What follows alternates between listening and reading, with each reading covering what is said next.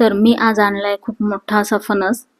तर मला फार आवडतो फणस. त्यासाठी मी बाजारातून हे असा मोठा फणस कट करून घेतलाय. त्यांच्याकडे गरे पण असतात विकायला, पण त्यावर खूपच माशा बसलेल्या असतात, म्हणून मी मोठ्यामधलाच कट करून घेतलाय. हे फणस ना खायला खूपच छान लागतात आणि याचं वरचं जे आवरण असतं ते पण वाया जात नाही अजिबात. हे कट करून आपण याला छान तळून पण घेऊ शकतो आणि याच्या बिया पण वाया जात नाही. हे आपण भाजून खायला उपयोगी येतात. तर मी छान भरून असे डब्यात ठेवून दिले ते फ्रीजमध्ये. ते काही खराब पण होत नाहीत. आणि हे बघा, अशा प्रकारे आपण हे कट करून छान तळून घ्यायचंय आणि यात मिठाचं पाणी टाकायचंय थोडंसं आणि छान कुरकुरीत होईपर्यंत त्याला तळून घ्यायचं. हे खूपच छान लागतात खायला, आंबट गोड अशी चव लागते त्याची. आणि डब्यात भरून ठेवायचं, खूपच छान अप्रतिम लागतात खायला. मला तर खूपच आवडतात. तर मी ते सगळे तळून घेतलेत. तुम्हाला कसे वाटले? चला, रेसिपी आवडली असेल तर लाईक, शेअर आणि सबस्क्राईब